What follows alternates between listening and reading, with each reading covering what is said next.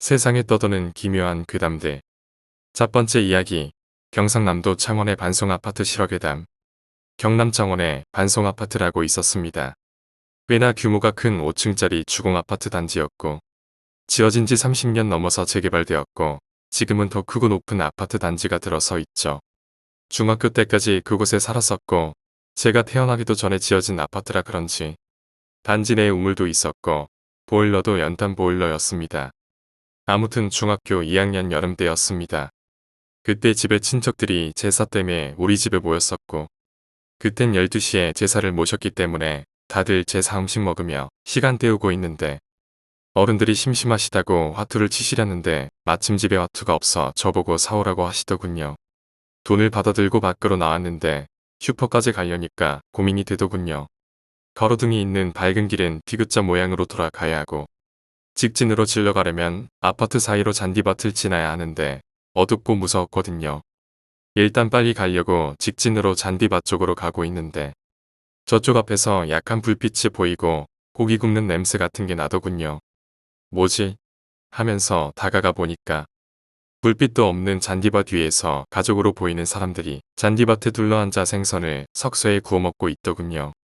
이 시간에 왜 여기서 이러고 있나 싶기도 했지만 급한 마음에 바로 슈퍼로 들어가 황급히 화투를 사고 나와서 다시 그 잔디밭 쪽으로 갔는데 아까 보였던 그 사람들이 흔적도 없이 사라진 겁니다.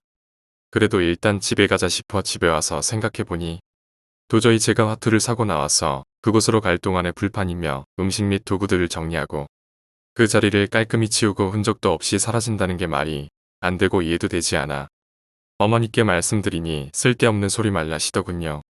어쨌든 제사가 끝나고 다음날 학교 마치고 집에 오니까 어머니께서 어제 제가 봤다던 거 좀 자세히 말해보라고 하셔서 7살쯤 되는 남자애랑 그의 엄마와 아빠로 보이는 가족이 잔디 위에서 생선을 굽고 있었다고 하니까 무릎을 치시며 안타까워 하시더군요. 그러면서 하시는 말씀이 그 잔디밭 앞동에 사는 가족이 지리산 계곡에 놀러 갔다가 실족했다면서 어제 단지 내 무당집에서 제를 올렸다고 하시더라고요. 마침 제가 지나던 잔디밭 쪽 1층이 그러니까 고기 굽고 있던 그 자리 바로 뒤가 무당집이었어요. 단지 내 무당집은 그 집이 유일했고 우리 앞집에서도 3살 정도 되는 어린애가 어느 날 갑자기 개 흉내를 내면서 네 발로 다니고 개 짖는 소리도 하고 해서 그 무당이 굿을 한 적이 있었는데 그때 당시 우리 가족도 굿하는 걸 지켜봤었어요. 마무리할 때 그 집에서 쓰던 칼을 흰천으로 묶어서 현관 쪽으로 던지던데 칼끝이 집 밖으로 향하면 귀신이 나간 거라고 하더군요. 밥에 칼끝이 우리 집으로 향해서 어머니가 항의하니까 우리 집에서도 간단한 굿을 하고 칼을 던지고를 반복해서 결국 밖으로 귀신을 쫓았다고 하더라고요. 아무튼 그 후로 그 애는 점점 정상으로 돌아왔고 저희 가족도 별탈 없이 2년 정도 더 살다가 이사 나왔네요. 아직도 제가 본 가족이 지리산에서 실족한 가족이 맞는지 확실하지는 않지만 그때 제가 본 그들의 모습과 싱싱하지 않아 보이던 생선에서 나던 비릿한 냄새는 아직도 선명하고 가끔씩 꿈에서도 나오네요. 두 번째 이야기. 강원도 바다에서 있었던 일. 제 고향은 강원도 동해시입니다.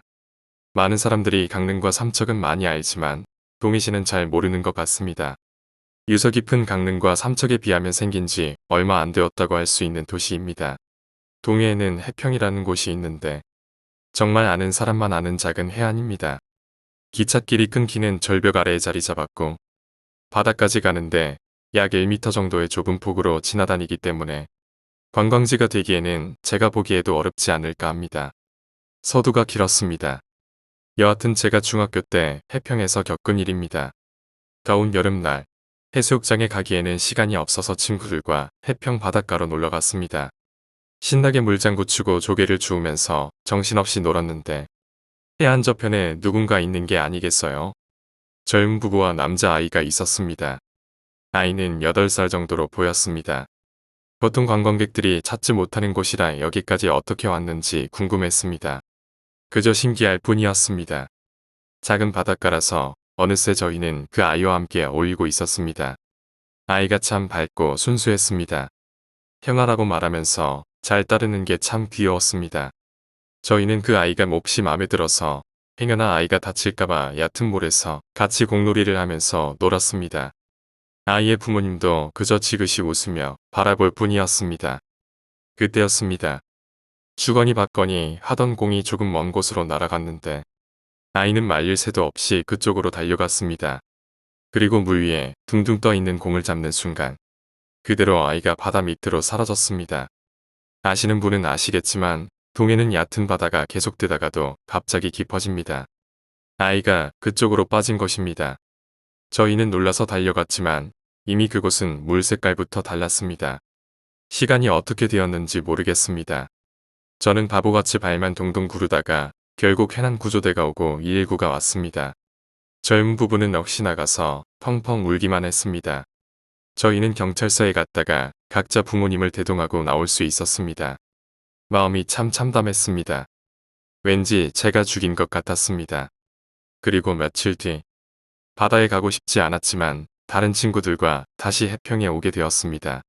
친구들은 바다에서 놀았지만 저는 차마 바다에는 못 들어가고 모래사장에서 말없이 바다만 바라봤습니다. 얼마나 시간이 흘렀을까요? 어스름한 저녁이 되었다 싶을 즈음 저는 제 눈을 의심했습니다. 해변 기준으로 약 20m 정도 되는 바다에 그 아이가 있던 겁니다. 그럴 리가 없었지만 당시 저는 그렇게 생각했습니다. 죄책감 때문인지 아이의 시체를 못 찾았다는 이야기 때문인지 마음속 한가운데에는 제발 살아있기를 바랬기 때문이 아니었을까 싶었습니다. 저는 며칠 전과 달리 앞뒤지지 않고 소리치며 바다로 뛰어들었습니다. 어서 나와. 밤에 수영하면 위험해. 고래고래 소리를 지르며 무릎까지 차오르는 바닷속으로 뛰어들어갔습니다. 빨리 나와. 어느새 물은 배까지 차올랐습니다. 차가운 물에 정신이 아득했지만 멈출 수 없었습니다. 최대한 조심스럽게 그리고 천천히 저는 그 아이와 가까워지고 있다고 생각했습니다. 하지만 그건 제 착각이더군요. 저는 가슴까지 들어갔는데도 그 아이는 처음 그대로의 거리를 유지하며 점점 멀어지고 있었습니다. 너무 갑갑한 마음에 계속 달려들었습니다. 다음 순간 큰 파도가 철썩하며 저를 덮쳤고 그대로 물속으로 고꾸라졌습니다. 그 순간 멀어져 가던 그 아이의 얼굴이 저의 코앞까지 다가와 있음을 느꼈습니다. 저는 그 아이를 봤습니다. 무표정한 얼굴로 천천히 바다에 흘러가는 그 모습을요. 그리고 물 아래에는 무언가 검은 것이 마치 그 아이를 조종하듯 꿈틀대며 움직이고 있었습니다. 그리고 저는 기절했습니다. 다음날 눈을 떠보니 병원이었습니다. 제가 어제 저녁에 갑자기 아무것도 없는 바다로 뛰어들었고 근처 민박집 아저씨가 발견해서 구해줬다고 합니다. 저는 말없이 태어나고 멀어도 홀린 듯 해평으로 갔습니다. 그런데 해평에 경찰을 비롯하여 많은 사람들이 있었습니다. 혹시나 하는 마음에 달려가 보니 며칠 전에 바다에 빠진 그 아이의 시체가 발견되었다고 합니다. 어른들 틈을 비집고 들어가 그 아이를 바라봤습니다. 그리고는 또다시 기절했습니다. 원래 익사체는 허우적대다가 깊은 물속에 가라앉을수록 차가운 수온 때문에 몸을 잔뜩 웅크리고 있는 경우가 많습니다. 하지만 그 아이의 시체는 어제 제가 본 그대로 눈을 똑바로 뜨고 있었습니다. 저는 죄책감에 헛것을 봤을까요? 아니면 시체를 봤던 걸까요?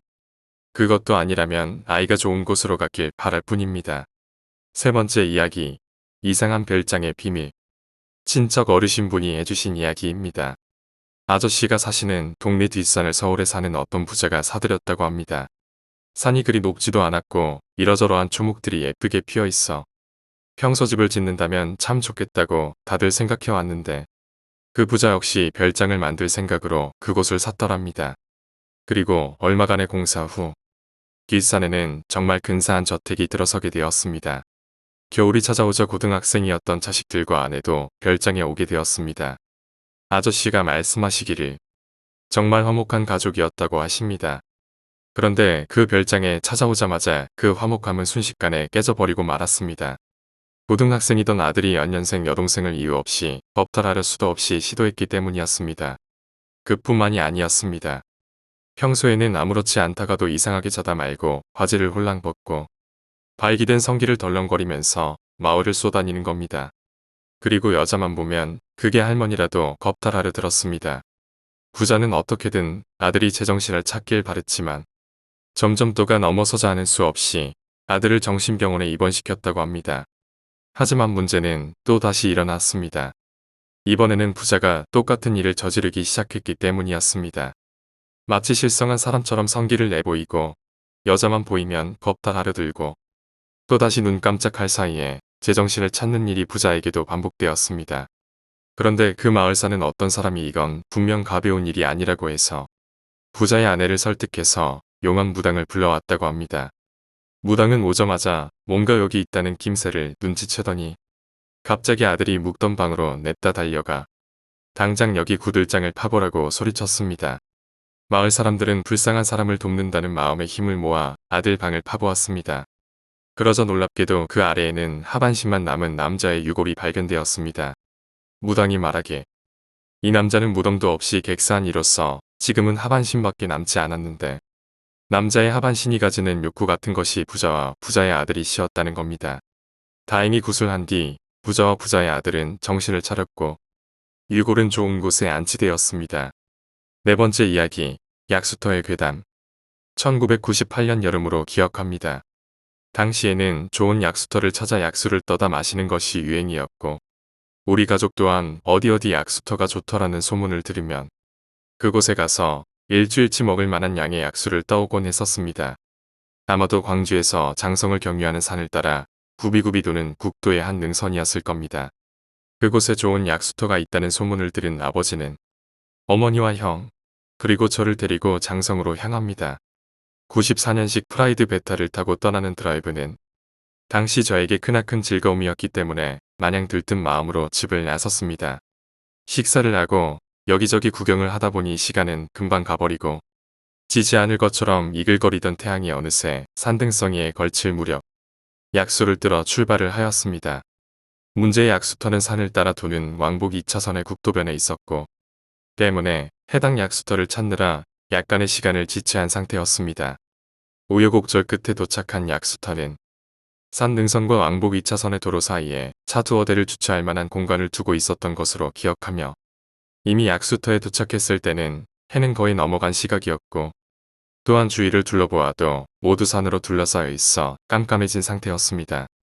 아버지도 약간 무서우셨는지 잠깐 주저하셨지만 이왕 온 거 얼른 물을 떠서 가자고 재촉하시며 다 같이 차에서 내려 물통을 하나씩 들고 약수터를 향하기로 했습니다. 앞이 잘 보이지 않아 낚시용으로 쓰던 노란색 후레쉬를 꺼내어 들고 약수터를 향하는데 약수터는 도로 바로 옆에 있지 않았습니다. 도로에서 산 쪽으로 2에서 30m 정도 올라가야 물을 뜨는 곳이 있었고 그 초입에는 양철판을 두들겨 평평하게 만든 경고문이 붙어 있었습니다. 경고, 혼자 또는 해진 후 이곳에 방문을 금합니다. 정확하진 않지만 이러한 내용이었던 것으로 기억합니다. 어머니께서 뭐야 기분 나쁘게 라고 혼잣 말씀을 하신 것이 아직 생생하기에 올라가서 약수를 한참 뜨는데 이상하게도 지저귀는 산새 소리도 들리지 않고 주변의 모든 것이 고요하게 정지된 듯한 느낌이 갑자기 들었습니다. 순간 온 산을 메아리 치듯 들리는 여자의 소름 끼치는 웃음소리. 식은 땀이 줄줄 나고 형을 포함한 우리 네 가족은 일순간 그 자리에 얼어붙을 수밖에 없었습니다. 바로 옆에서 들리는 소리가 아닌 온 산에서 울려 퍼지는 웃음소리였고 비웃음이 가득한 그 소름 끼치는 웃음소리. 더욱 무서웠던 건 웃음소리가 들린 순간 우리 네 가족은 동시에 그 자리에 얼어붙었다는 것이었고 서로 말은 하지 않았지만 모두 동시에 같은 소리를 들었다는 것을 알 수 있었습니다. 어릴 때부터 이상한 존재를 자주 목격하고 또 무당집에서도 점 보는 것을 몇 번 거부당한 경험이 있는 어머니께서는 바닥에서 짱돌을 하나 주워들고 아무도 없는 산속으로 집어던지며 무엇인지 모를 존재에게 크게 화를 내셨습니다. 어디 사람을 놀리느냐. 성 물러가라. 라고 하시며 거짓말처럼 웃음소리는 싹 끊기며 흐르는 약수 소리만이 그 정적을 깨고 있었습니다. 약수고 뭐고 안 되겠다. 라고 판단하신 아버지는 급한 마음에 다 차지도 않은 약수통을 채 뚜껑도 닫지 않으신 채 뒤돌아 내려가시려다가 약수통을 엎게 됩니다. 그 순간 우리 가족을 비웃는 듯한 그 소름 끼치는 웃음소리. 아까보다 더 큰 소리로 더욱 웅조 가득한 그 웃음소리가 아직도 잊히지가 않습니다. 2에서 30m를 걸어 내려오는 그 순간 내내 그 무엇인가는 겁을 먹고 황급히 그 자리를 벗어나려는 우리 가족을 향해 더 소름 끼치게 웃어댔습니다. 아직도 가끔 그 얘기를 하곤 하는데 그때마다 어머니께서는 아버지를 참 짓궂게 놀리십니다. 네 아빠 그때 생각나냐? 집 도착할 때까지 실내등 켜놓고 운전한 거. 주변에 민가 한 채도 없는 그 산속에서 그 웃음소리는 대체 무엇이었을까요? 5번째 이야기. 전라도에서 사라진 소녀. 저희 외갓집은 전라북도 안주군의 한 시골 마을입니다. 그 부근의 학교라고는 엄마께서 다니던 초등학교. 몇 시간씩 걸어 등하교를 하는 학생들이 많았답니다. 엄마 또한 1시간 남짓을 걸어야 학교에 갈 수 있었기에 너무 힘들어 학교에 다니는 게 너무나 싫었답니다. 허나 무엇보다 학교에 다니기 싫었던 이유는 따로 있었답니다. 같은 학년 같은 반인 조금 정신이 이상한 언니 때문이었죠. 외갓집 앞동네 산을 넘어 오는 언니인데 엄마보다 1살 많았다고 합니다. 당시엔 학교를 늦게 입학하는 경우가 허다해 같은 학년이어도 나이대가 서로 다른 경우가 많았습니다. 따돌림을 당할까 선생님은 아무 말 안 하셨지만 엄마를 포함한 동네 친구들은 그 언니가 앞산 너머에 사는 유명한 무당집 외동딸이며 단둘이 살고 있다는 것 정도는 다들 알고 있었다고 합니다. 그 언니의 등하교 길은 여느 아이들과 다름없이 평범했으며 수업 시간엔 가끔 멍하니 먼 산만 보다 선생님께 고중을 듣기도 하지만 나름 열심히 하셨다고 합니다. 하지만 비가 오기 직전이나 좀 우중충한 날 또는 수업이 끝나고 다들 집으로 돌아갈 때면 갑자기 교실을 나가 운동장이며 학교 뒷뜰을 혼자 정신없이 돌아다녔다고 합니다. 봄이면 개나리 덩굴 사이를 한참을 바라보다 버럭 고함을 지르고 욕지거리를 내뱉으며 화를 내기도 하고 방과 후 아이들이 학교에 거의 남아있지 않을 땐 학교 뒤 변소 문을 차례로 열어젖히며 무언가를 중얼거리며 실실 웃기도 하다 변소 앞에서 춤을 추기도 했답니다. 한번 춤을 추기 시작하면 2시간이고 3시간이고 지치지도 않고 계속 춰대는데 어찌나 무섭던지 아직도 그 모습이 눈에 선하다고 합니다. 유난히 겁이 많던 엄마는 먼 학교 길보다 같은 반인 이 언니가 더 무서웠던 게지요. 날이 굳은 날 수업 중 언니가 사라져 담임 선생님과 아이들이 찾아 나서면 100이면 100 변소 부근에 있었더랍니다. 변소 한 칸 문을 열고 그 앞에 앉아 뭐라고 이야기를 나누고 어떨 땐 변소통 속에 들어가 얼굴에 변을 덕지덕지 치덕거려 놓고 깔깔거리며 서 있기도 했답니다.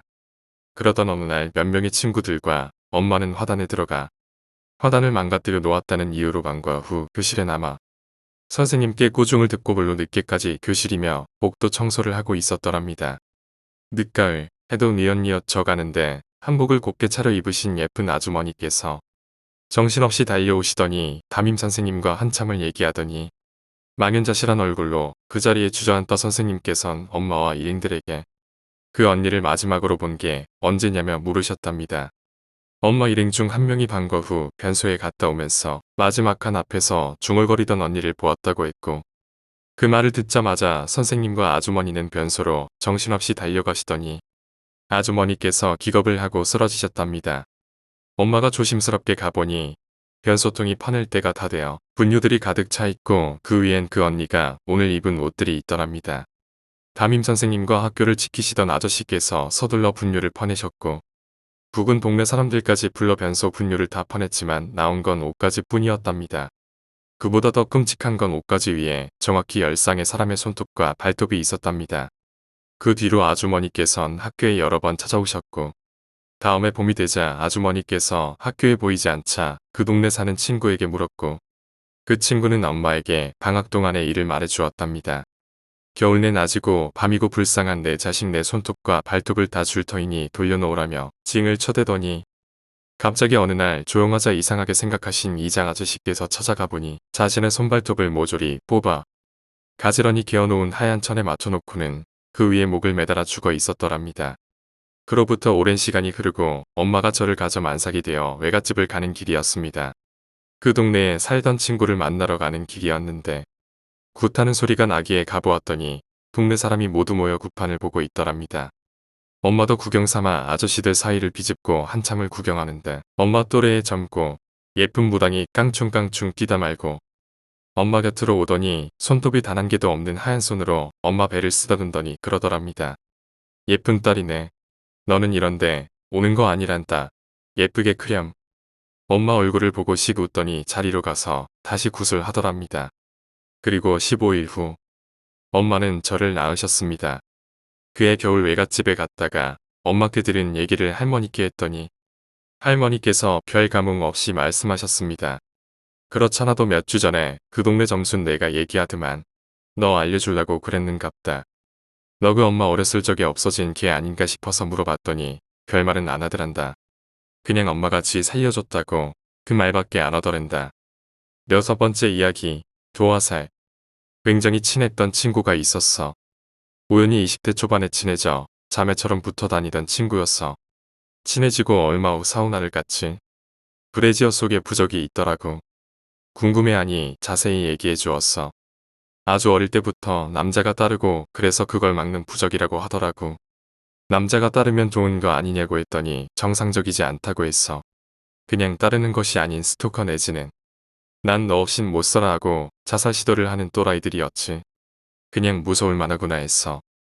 그때까지만 해도 뭐 그런 거 가지고 부적까지야 그랬는데 그 후 3년 정도를 항상 붙어 있었는데 정말 이건 공포구나 싶었지. 한 명은 일 관련해서 만난 사장이 있었어. 내 친구는 21살, 그 사장은 30대 중반쯤. 결혼한 지 3달인가 되었다고 했지. 그런데 그냥 미친 사람처럼 내 친구를 쫓아다녔어. 집에도 안 들어가고 친구 집 앞에 서 있고 직장 앞에 있고 선물 보내고 꽃 보내고 계속 거절해도 소용없었지. 내 친구는 띠동갑도 넘는 아저씨 유부남이 무섭기만 했어. 10여 년 전이라 그럴 땐 어떻게 해야 하는지도 잘 몰랐어. 그냥 계속 거절했어. 그래도 계속 찾아왔지. 1년 정도 되니까 이혼했다고 하더라고. 말이 1년이지 정말 긴 시간이었고 공포였어. 그리고 그 1년 동안 그 남자뿐이 아니었어. 대학도 안 갔고 집안도 어려웠던 친구는 어느 모던 바에서 일하기 시작했지. 그런데 정말 가관이었어. 걔랑 얘기를 한 번이라도 했던 손님은 꼭 다시 오고 끝날 때까지 기다리고 집도 미행하고 연예인이 되면 이런 기분일까 싶었지. 그리고 1년 후에는 무려 그 건물의 건물주가 미친 듯 쫓아다녔어. 주유소도 몇 개나 하던 사람이었지. 친구는 이렇게 말했어. 남자라는 사람들이 다 징그럽다고 말이지. 근데 이왕 이렇게 살아야 하는 거면 돈 많은 사람이나 만나야겠다며 그 건물주와 동거를 했어. 차도 외제차에 오피스텔도 친구 앞으로 해주고 부모님 집도 사주었지. 그러고는 못 봤지만 가끔 그 친구 생각이 나네. 그냥 좋아하는 게 아니라 걔한테 반쯤은 미쳐버리더라고. 그런 거 보면 사주도 있는 건가도 싶어. 7번째 이야기. 신천지 신도의 이야기. 20살부터 22살까지 신천지 다니다가 그만둔 썰을 풀어보겠다. 먼저 7살 때 엄마 친구를 따라 허름한 동네 교회를 다녔었다. 엄마 친구가 엄마랑 나랑 둘이 데리고 갔다. 그냥 어느 곳에서도 볼 수 있는 장로의 간판의 교회였다. 엄마나 나나 기독교를 혐오하고 골수 안티크리스찬이었지만 교회의 누나 형들이 너무 잘해주고 재밌어서 3년간이나 다녔다. 엄마도 외롭고 심심해서 교회를 그냥 다니는 게 좋다고 하여 그냥 믿지는 않지만 쭉 다니게 되었다. 근데 교회 분위기가 뭔가 이상했다. 오래 다닌 사람들이 하나둘 사라지고 어디 갔냐고 물어보면 목사나 다른 사람들이 이상하게 감추는 거였다. 이게 나중에 알고 보니 신천지 표현으로 선교교회라고 했다. 대한예수정로의 간판을 도용해서 달아둔 다음에 사람들을 끌어모아서 좀 오래 다녔나 하는 사람들을 하나둘 신천지로 보내는 뒤통수 치는 브로커 교회였다. 엄마와 나는 이 사실을 알았지만 엄마와 나를 데려온 엄마 친구가 자기 믿고 한번 다녀보자고 먼저 엄마를 센터라는 곳으로 보냈다. 센터라는 건 신천지에 입교하기 전에 센터 수강이라고 7개월간 무료로 지네들 교리를 공부하는 곳인데 나처럼 선교교회에서 브로킹을 당하거나 아니면 동호회에서 왔다 나던가 대학교 숙제다 납시고 이상한 심리조사나 설문조사를 하면서 핸드폰 번호 물어보는 20대 애들이 있을 텐데 걔네들이 그렇게 번호 따서 연락한 다음에 한 며칠 복음방이라고 성경 공부 좀 시켜주다가 이제 됐다 싶으면 센터로 데려오는 것이다. 1인 2명 이상 전도가 얘네들의 의무사항이라 그런 식으로 센터를 보내면 자기의 열매라고 한마디로 자기 실적을 채우게 되는 거다. 보험회사나 다단계처럼 말이다. 대학도 못 가고 20살 때 재수생이었던 나는 또래 애들이 바글바글한 그 센터라는 곳이 굳이 나쁘지는 않았다. 이쁜 애들도 엄청 많았거든. 대충 예식장이나 아니면 큰 빌딩 같은 걸 자기들이 매입해서 거기에다가 책상, 의자, 칠판 등을 마련해두고 무슨 신학대학교처럼 조성해놓고 거기서 7개월간 죽도록 공부하는 거다. 너희들 동네에도 곳곳에 있을 거다. 한 기수만 해도 사람 수백 명이 쏟아진다. 정말 신학대학 겜친다. 이제가 수능 끝난 19살부터 해서 60대 노인까지 수백 명의 사람이 바글바글거린다. 대충 교리가 요한계시록을 지네들끼리 비유풀이해서 대충 14만 4천 명이 하늘이 내려주신 약속의 목자인 이만희 선생님의 뜻을 따르면 영생을 한다는 거다. 그래서 하루빨리 14만 4천 명을 완성해야 역사가 이룩된다는 거다. 나 다닐 때 11년도에 이미 9만 명이 넘었는데 분명 지금 14만 4천 명은 넘었을 거다. 근데 지금 아무 일도 안 일어났지. 경기도 과천이 요한지파가 본부인데 여기에 1만 5천 명 정도.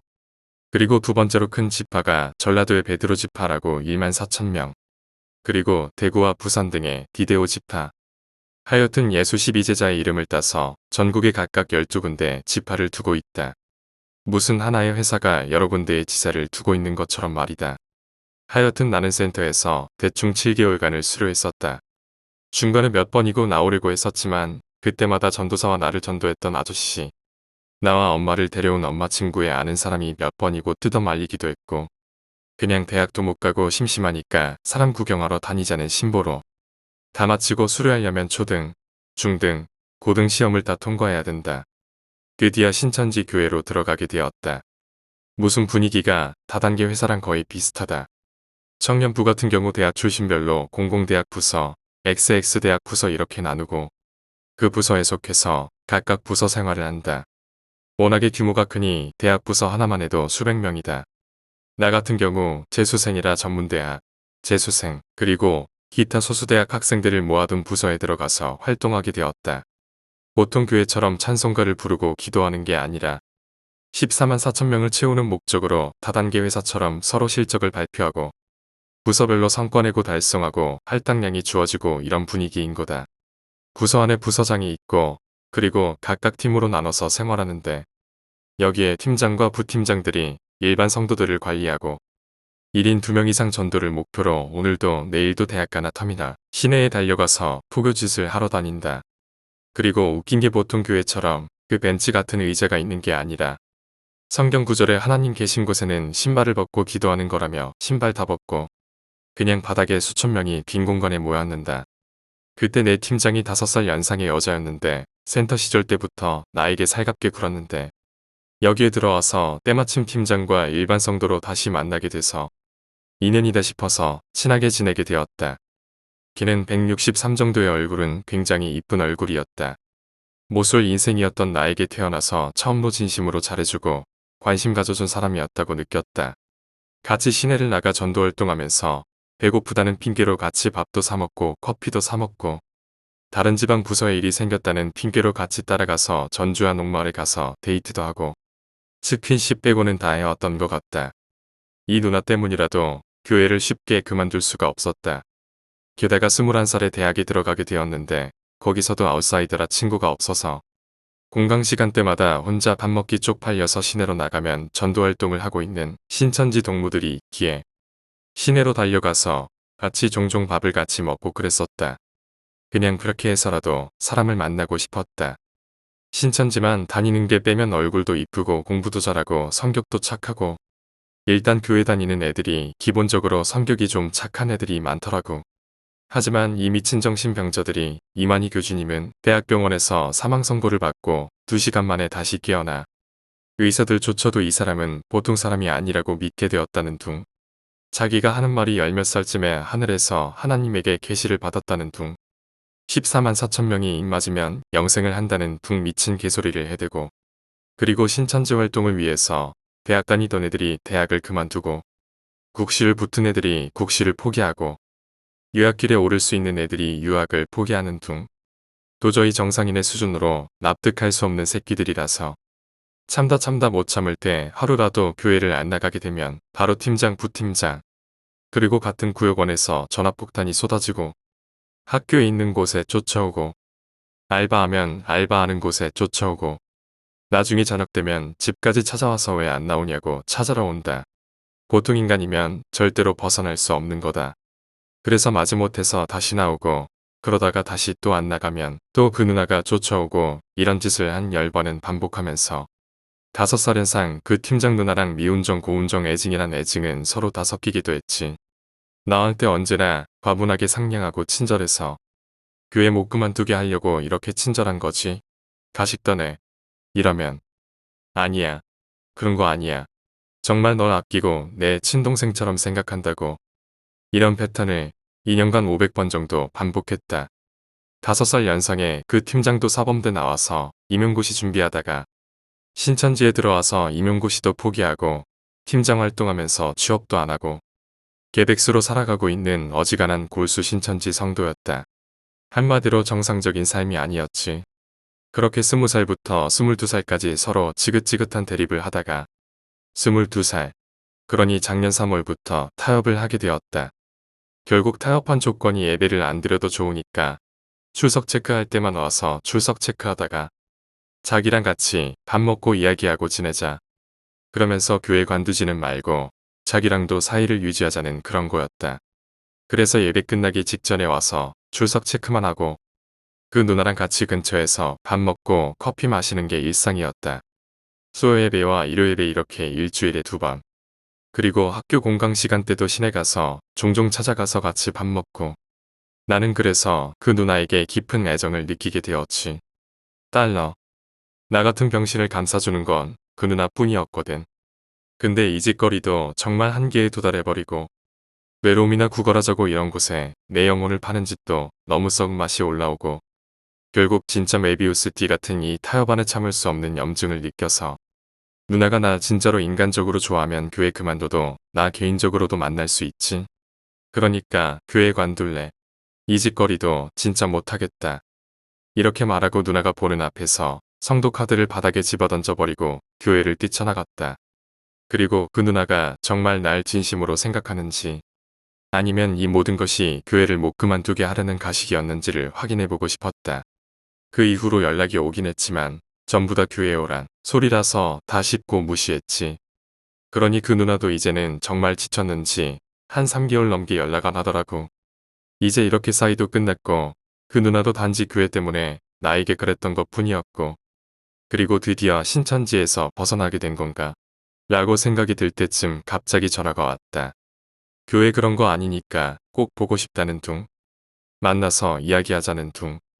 정말 용기 내서 전화한 거라는 둥. 교회 근처에서 지금 보자고 전화가 왔다. 그 전화를 받고 나갈까 말까 고민을 100번 하는 꼴을 보고 있던 엄마와 누나가 네 교회로 끌어들이려고 그런 거야. 병신아 절대 나가지 마. 찐따 새끼야. 라고 말하길래 나는 그 누나가 설마 나를 그렇게밖에 생각 안 한단 말인가 라는 자괴감이 들어서 그런 말을 한 엄마와 누나의 밥상을 뒤엎어버리고 누나와 엄마가 왜 밥상을 뒤엎고 지르냐고 미친 또라이 새끼라고 소리 버럭버럭 지르는 거를 뒤로 한 채 그 누나가 보자고 한 곳으로 달려갔다. 한 3개월 만에 만남이라 조금은 서먹서먹했지. 그래서 무슨 일이냐고 할 말이 뭐냐고 물었지. 그 누나도 나를 어쩌면 조금은 진심으로 생각하는 걸까. 그런데 이 신천지년 입에서 나온 말이 오늘까지 너 교회 안 나오면 교회에서 사망 처리된대. 지금 교회로 들어가자. 부탁할게. 너 사망 처리돼서 이 신천지 역사에서 벗어나면 안 돼. 같이 영생해야지. 네가 사망 처리된다는 게 너무 무서워. 제발 이렇게 부탁할게. 2년간의 애정이 결국 이런 거였구나라는 엄청난 자괴감과 허무함이 들어서 뭐라 말도 안 나오더라고. 조금은 그래도 인간적으로 나 좋아했던 거 아니었어? 라고 물으니 그냥 하나님 안에서 교회 안에서 내가 팀장이니까 너를 책임져야 되니까 라고 말하는 꼬라지를 보고 온몸이 부들부들 떨리고 지난 2년간의 애정이 모두 다 허무하게 무너져내리는 걸 느끼고 상남자답게 꺼져라고 외치고 그 누나의 선을 외면한 채 집으로 돌아갔다.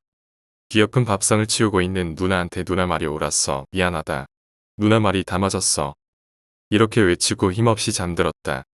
그 이후로 며칠 뒤에 그 누나를 시내에서 한번 우연히 마주쳤지만 애써 외면하고 모른 척한 후 그 이후로 정말 본 적 없고 신천지에서도 사망 처리돼서 더 이상 신천지 성도가 아니게 된 지도 1년. 이제 곧 횟수로는 2년이 되어가지. 이제는 신천지 다녔는지 안 다녔는지 기억도 희미하지만 내 청춘의 인연을 두고 온 그곳을 버스를 타고 문득 지나칠 때 왠지 잃어버린 그 시간에 허전하고 아련한 기분은 아직 감출 수가 없다.